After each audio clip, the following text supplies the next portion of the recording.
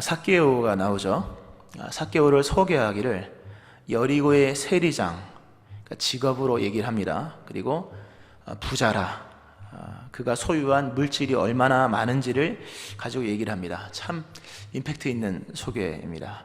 사실 이 하나로 오늘 현대인들이 추구하는 대표적 모델이 이 삭개오라는 것을 알 수가 있습니다. 현대인들 직장을 추구하죠. 좋은 직장, 그리고 결과적으로 많은 물질.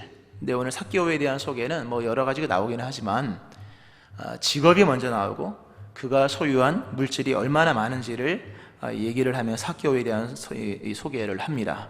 그러니까 오늘 현대인들에게 던져주는 의미가 있는 것이죠. 부자입니다.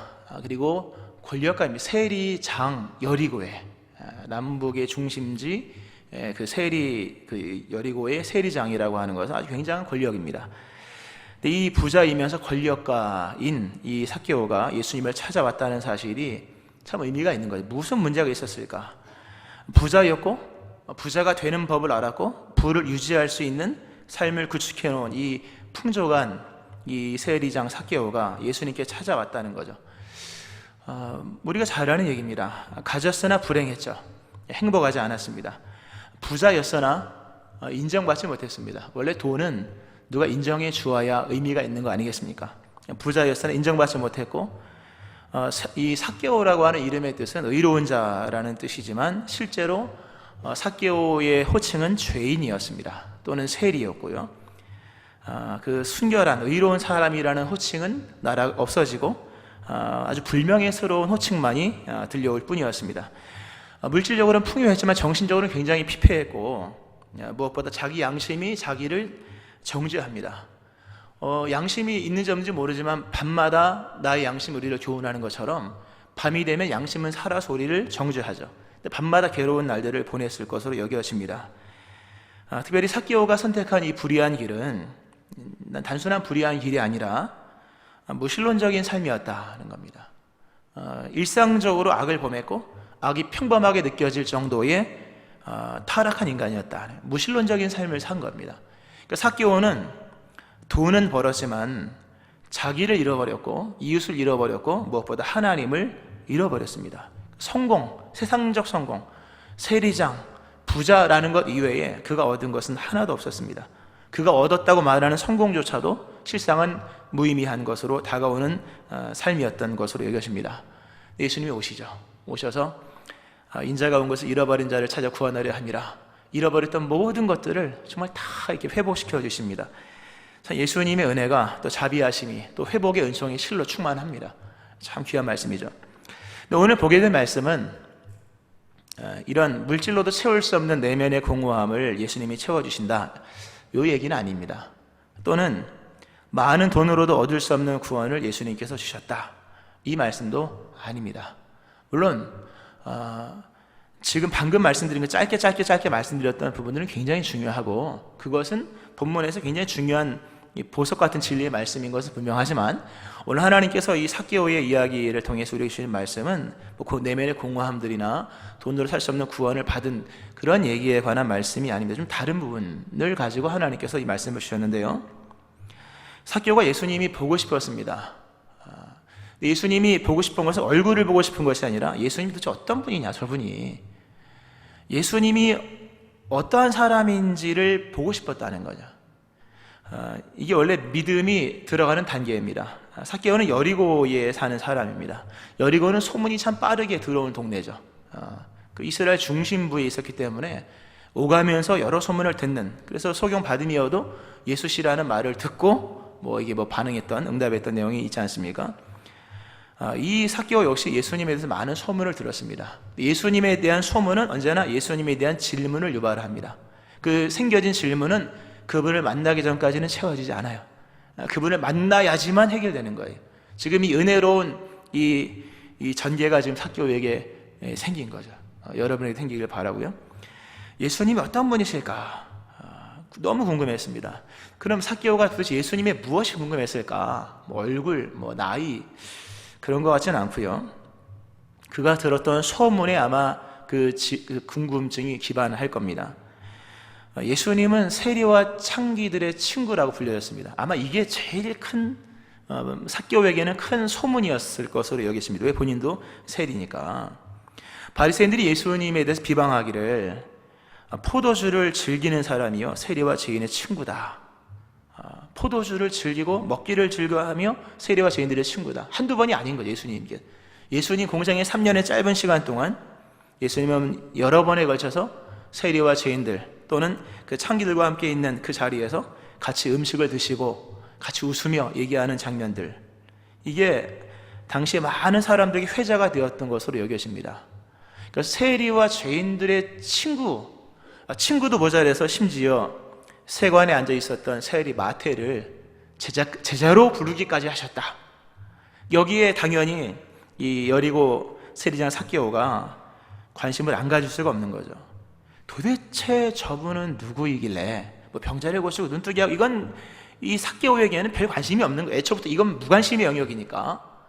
이로 하여금 이 삭개오로 하여금 달려가서 그 뽕나무 위 돌 무화과나무, 뽕나무과의 무화과나무 아무렇게 해도 상관없습니다. 그 나무에 올라갈 정도로 그의 관심을 유발시켰던 것은 세리와 죄인의 친구라고 하는 부분, 또 세리를 제자로 부르기까지 한 예수님. 왜냐하면 삭개오는 이 세리의 삶을 너무나 잘 알거든요. 세리들이 어떻게 삶을 살아가는가, 세리들이 어떻게 향락을 누리는가 너무나도 잘, 본인도 그러한 삶을 살아왔기 때문에. 무엇보다 이 세리라고 하는 직업은 돈을 벌기 위해서 영혼을 팔았던 사람들이거든요. 그러니까 어떻게 물질을 모으는지를 너무나도 잘 알고 있었던 사람이 이 삭개오죠. 심지어 세리장이니까 영혼까지 팔아 넣어야지만 얻을 수 있는 그 돈을 추구하기 위해서, 하여튼 돈을 추구하기 위해서 뭐 언약의 백성이고 뭐 민족의 정통성이고 뭐 다 버린 거예요. 그러니까 이 세리들이 갖고 있는 이 불의한 물질이 얼마나 불의한지, 얼마나 더럽고 추한지, 얼마나 불신앙적인지를 알고 있는 이 세리장 삭개오가, 그럼에도 예수님께서 그 집에 들어가셔서, 세리들의 집에 들어가셔서 불의한 돈으로 지어진 집에 들어가시고 불의한 재물로 만들어진 음식을 드시면서 그들의 친구가 되어주신 것을 봤을 때, 오늘 세리장 그리고 부자라고 칭했던 삭개오에게는, 이 불의한 재물로 부자가 되어서 살고 있는 삭개오에게는 그 부분이 매우 크게 와닿았다는 거예요. 그러니까 삭개오를 구원하신 예수님의 구원 이야기에서 빼놓을 수 없는 부분이 바로 이 부분이에요. 물질과 신앙, 또는 물질과 소유. 물질과 신앙이라는 개념보다는 물질과 소유가 더 정확한 표현입니다. 그러니까 삭개오의 이야기는 단순히 뭐 한 천진난만한 어른의 이야기가 아닙니다. 이거는, 또는 우스꽝스러운 한 장면, 유치부 설교처럼 뽕나무 위로 올라간 그런 내용이 아닌 거예요. 물론 그 내용도 굉장히 중요하고 무시할 수는 없지만, 삭개오 이야기를 면밀히 살펴보면 삭개오의 이야기는 뽕나무 얘기로 이렇게 전개되지만 물질 이야기로 이렇게 전환이 됩니다. 집 이야기로 전환이 되고, 그리고 소유에 관한 부분을 관통을 합니다.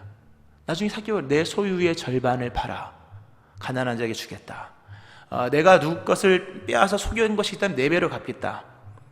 그러니까 삭개오가 예수님을 영접한 장면을 오늘 본문에 삭개오가 자신의 집으로 영접한 것으로 이렇게 치환해 설명을 합니다. 굉장히 중요한 관점이죠. 믿음과 소유에 대한 심도 있는 말씀이라는 거예요. 특별히 오늘 설교 제목이 오늘 구원이 이 집에 이르렀다. 이 집, 오이코스라고 하는 헬라어인데, 이게 가족으로 설명될 수도 있고, 또 하나는 말 그대로 건물로서의 집으로 이렇게 막 사용이 됩니다. 그래서 여러 용례를 살펴보니까 너와 내 집 구원 얻으리라, 사도행전 16장에 나오는 것은 가정에 대한 얘기로서 해석이 되고, 베드로의 장모가 열병에 걸려 있을 때 예수님께서 그 집에 들어가시니라, 그것은 말 그대로 그 가족을 말하는 게 아니라 건물을 얘기하는 거예요. 오늘 본문은 뭘까?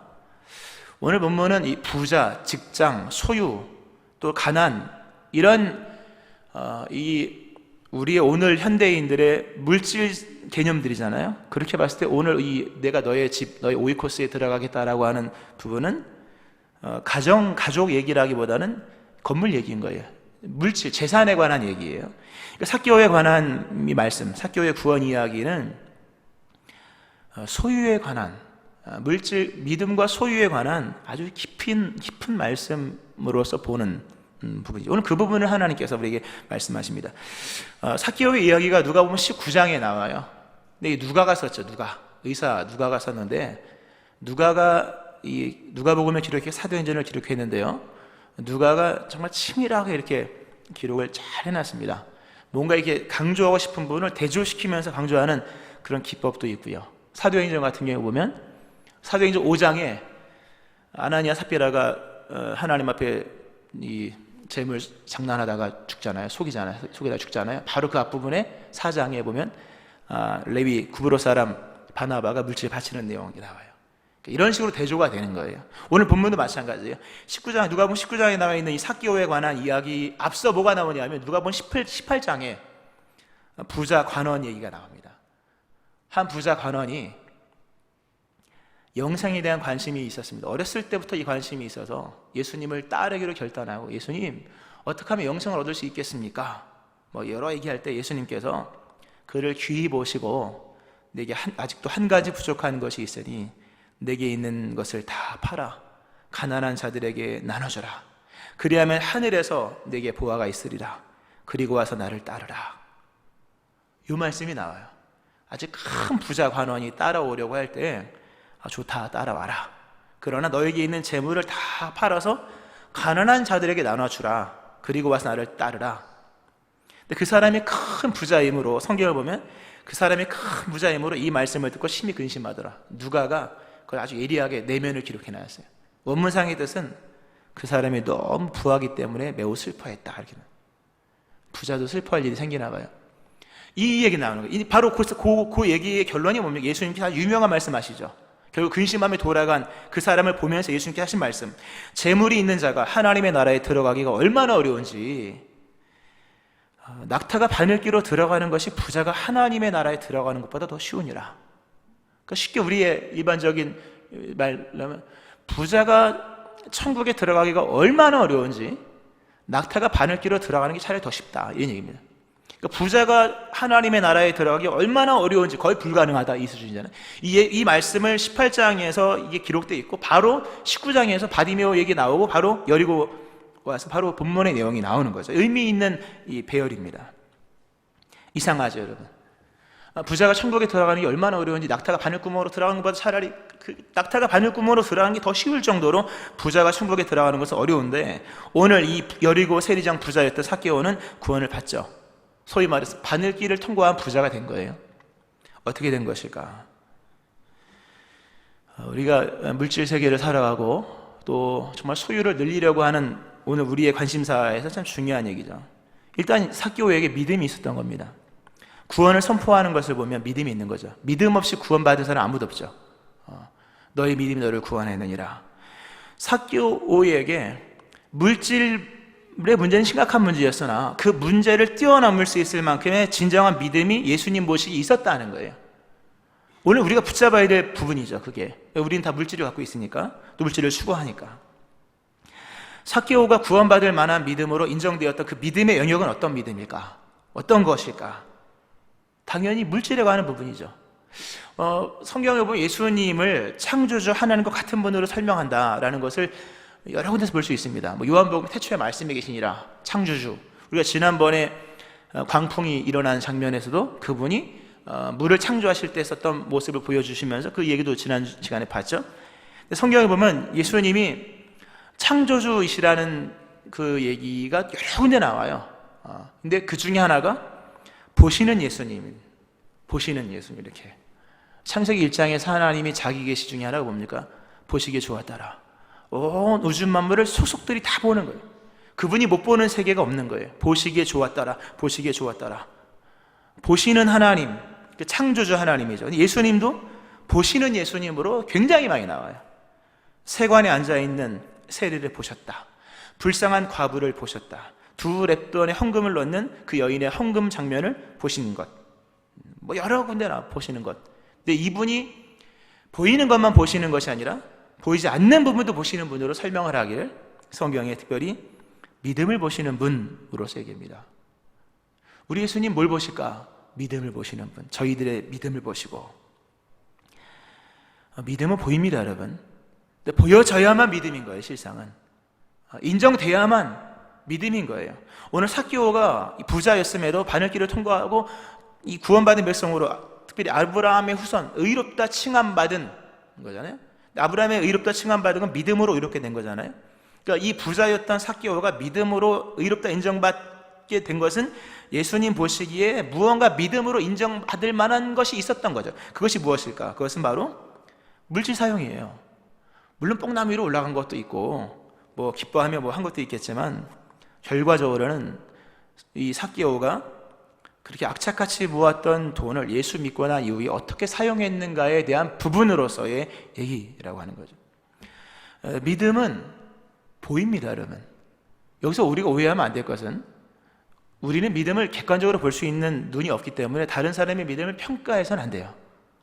저 사람 믿음이 안 좋아, 이건 우리가 할 수 있는 게 아니에요. 예수님만 할 수 있어요. 예수님은 정확히 보세요. 믿음이 있는지 없는지. 믿음은 동시에 열매를 만듭니다. 예수님은 열매로서 그 사람을 안다. 물론 우리는 그것을 다 모르죠. 왜 열매가 뭐 당장도 있는 것이 후대도 있는 것이니까. 근데 예수님은 보세요. 믿음이 있는지, 진짜 회개에 합당한 열매를 맺는지. 회개에 합당한 열매를 맺는다면 믿음인 거예요.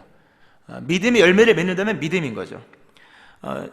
세례요한이 얘기하죠. 회개에 합당한 열매를 맺고 속으로 우리가 아브라함의 자손이다 얘기하지 말아라. 진짜 믿음으로 의롭게 인정받기 원하거든 회개해야 될 것이고, 진짜 회개했다면 회개 열매가 나타날 것이다.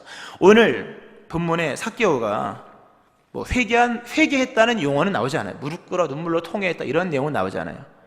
대신에 그가 예수님을 영접하고 난 이후에 물질을 어떻게 썼는지에 대한 내용이 나와요. 주여 보시옵소서. 자신의 집을 오픈한 거예요. 아마 어쩌면 장부도 오픈할 수도 있고 통장을 오픈하는 걸 수도 있을 겁니다. 보시옵소서. 절반을 팔아서 가난한 자에게 주겠습니다. 그리고 빼앗은 것 4배로 갚겠습니다. 분명히 아마 삭개오 오늘 이후로 아마 재산 다 아마 거덜났을 겁니다. 하나도 안 남았을 거예요. 절반 팔아줬지 4배로 갚아줬지.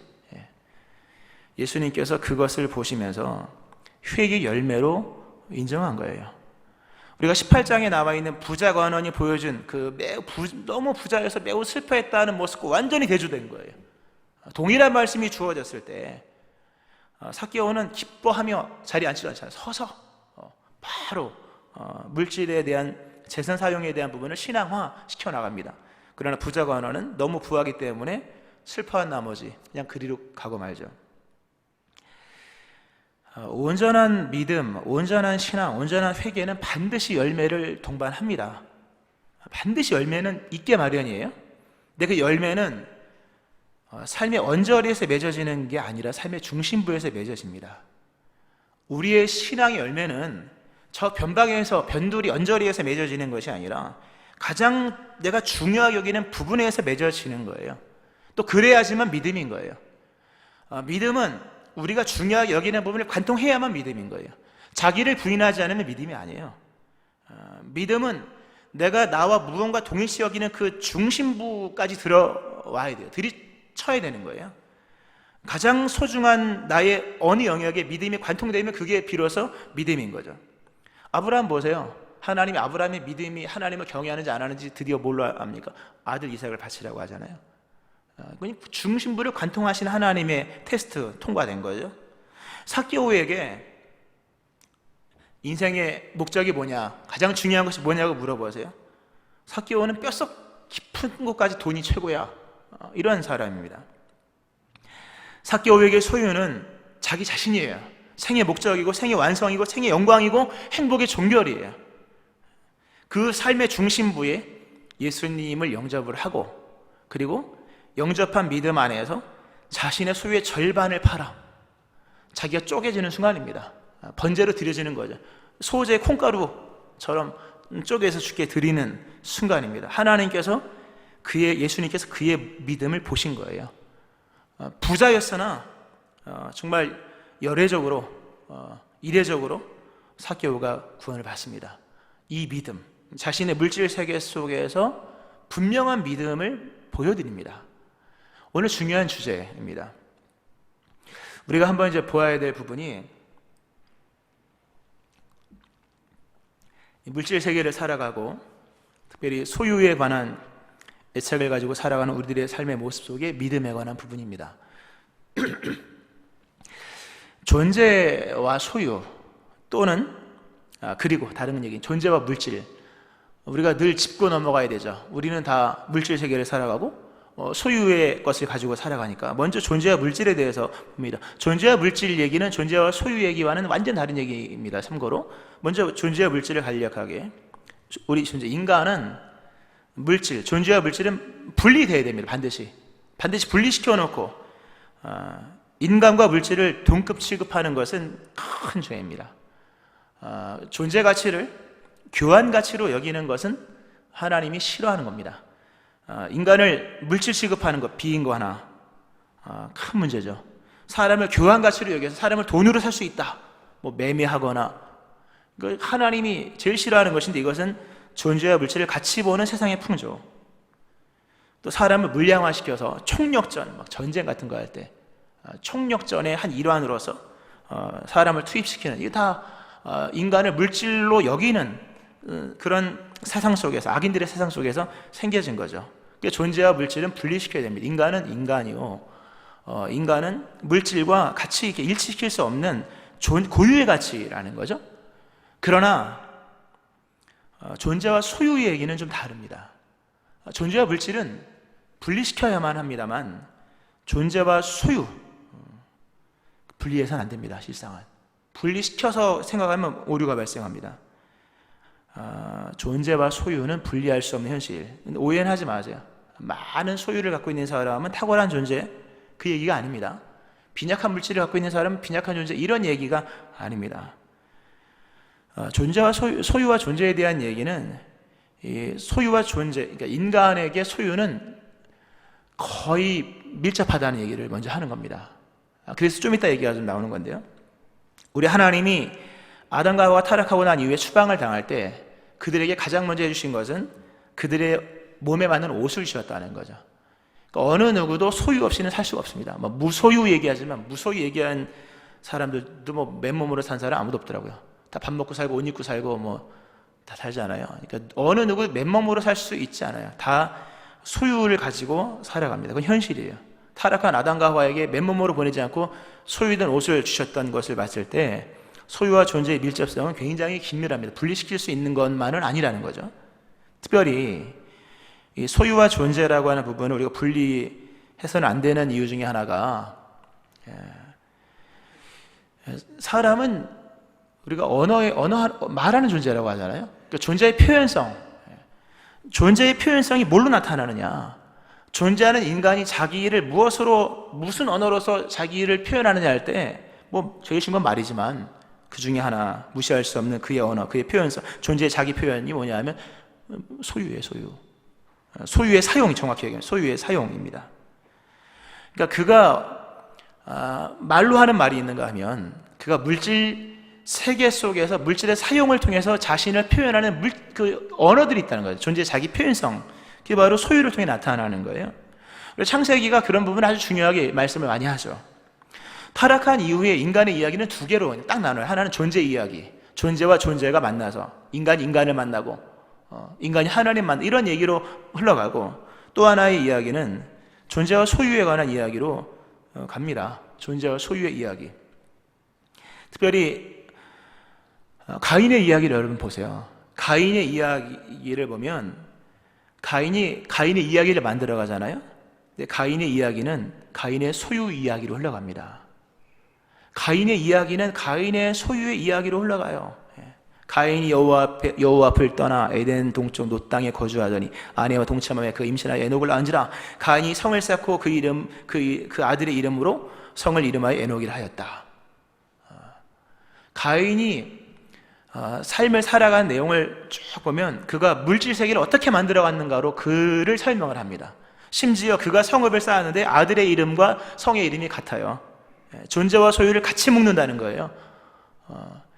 인간의 기본적 본성, 존재와 소유를 같이 묶어서 생각하는 것이 인간인 거예요. 즉 인간은 자기를 소유로서 표현한다는 얘기입니다.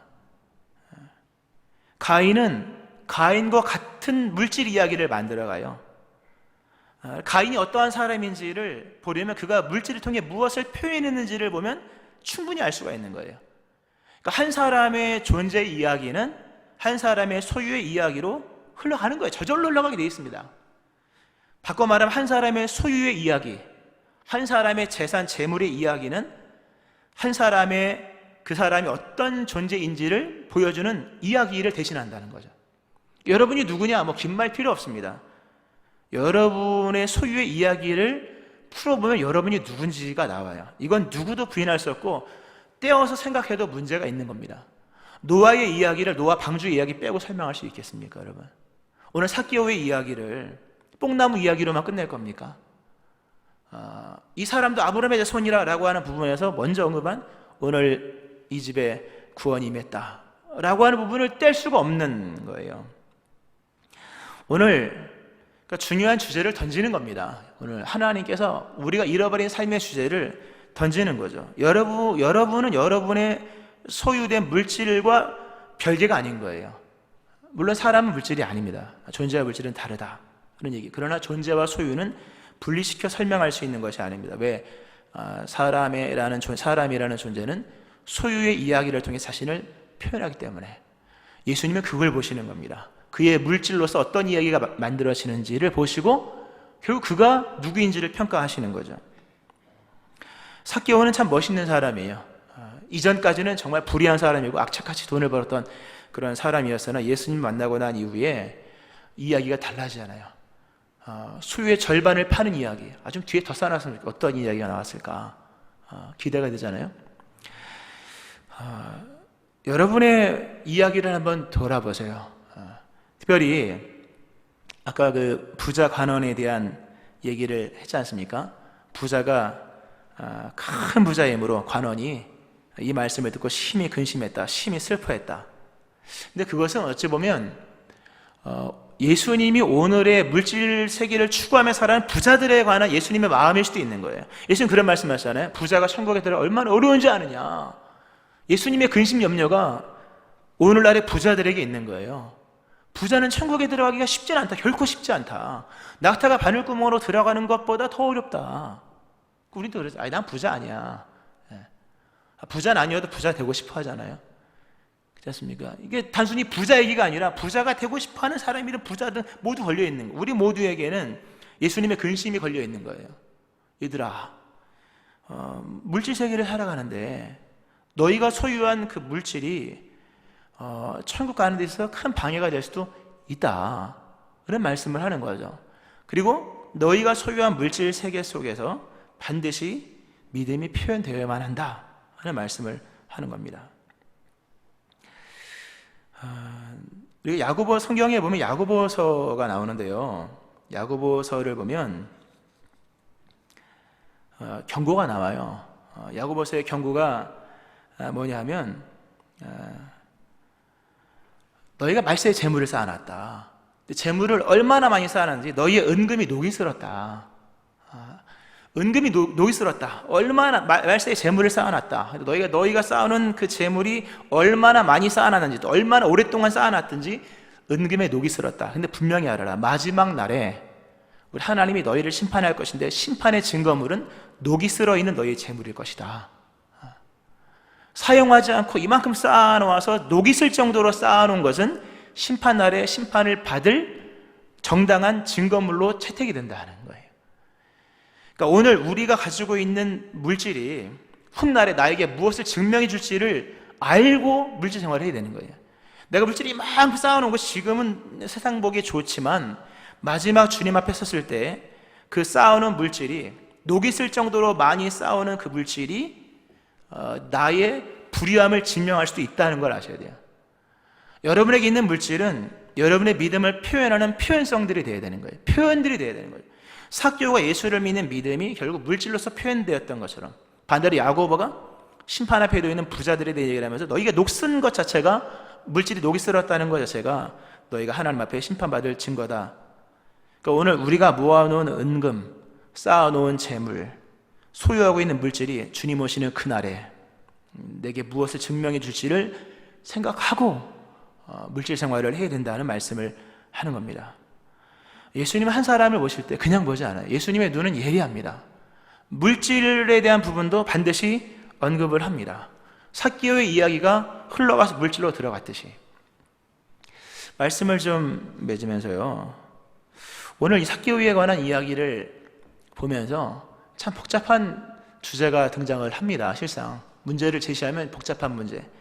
전 예수님께서 오늘 구원이 이 집에 이르렀다, 불의한 재물로 축조했던 이 집, 불의한 영혼까지 팔면서 쌓아놓은 이 재물을 보시는 예수님께서 심판하지 아니하시고 이 집에 구원이 이르렀다는 얘기를 합니다.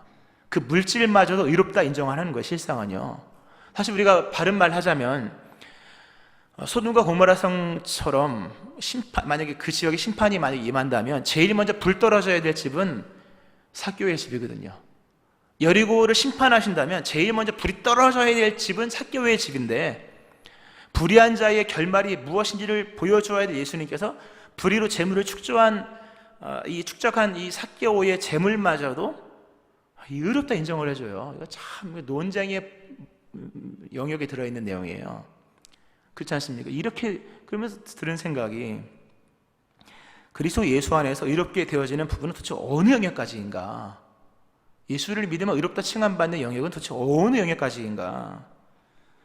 우리가 상상할 수 있는 영역이죠. 분명히 논쟁의 소지가 있는 부분이에요. 그런데 아까 그 부자 관원에서 예수님 중요한 말씀하십니다. 제자들, 그럼 누가 구원을 얻겠습니까? 예수님이 부자 물질에 관한 얘기를 하면서 무릇 사람이 할 수 없는 것을 하나님은 할 수 있느니라. 이 불의한 재물을 의롭다 칭하는 것은 사실 잘못된 얘기. 그러나 예수님은 가능한 거예요. 여러분에게 있는 오늘까지 쌓아놓은 이 물질이 불의한지 의로운지 저는 모르겠어요. 그러나 여러분은 아실 거고 하나님은 더 잘 알 겁니다. 그러나 분명하고 예수님은 부당하게 모은 재물마저도 의롭다고 칭할 수 있는 분이라는 것은 아셔야 돼요. 그분이 의롭다면 의롭게 되어지는 거예요.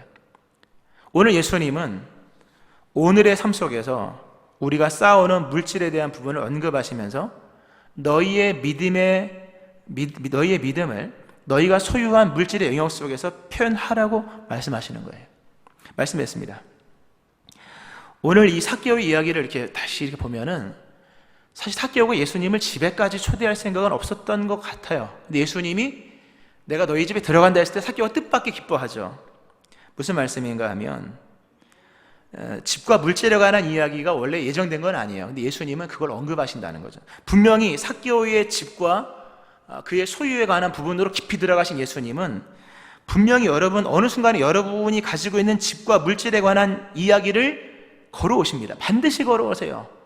믿음은 중심부를 통과합니다. 통과하게 되어 있습니다. 그렇게 하십니다. 예수님께서 여러분의 소유한 물질에 관한 이야기를 진지하게 걸어오실 때 여러분 믿음으로 응답하셔야 돼요. 예수님 말씀하십니다. 오늘 구원이 이 집에 이르렀으니 이 사람도 아브라함의 자손이라. 여러분의 인생의 삶의 문제, 삶의 그 소유에 관한 부분에 믿음의 고백들이 나타나기를 주의 이름으로 축원합니다. 아멘. 기도하겠습니다.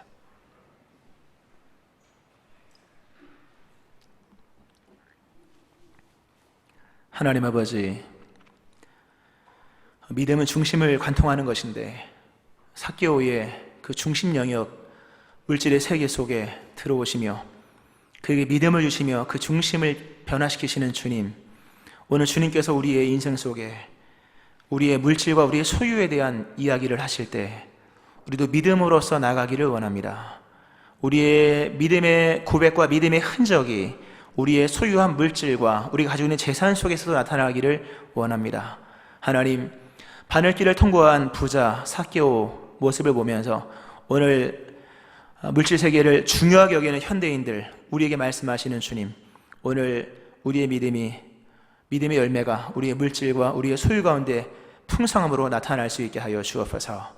우리를 의롭게 하시며 우리의 삶을 의롭다 칭하신 주님께 감사드리며 예수님의 이름으로 기도합니다.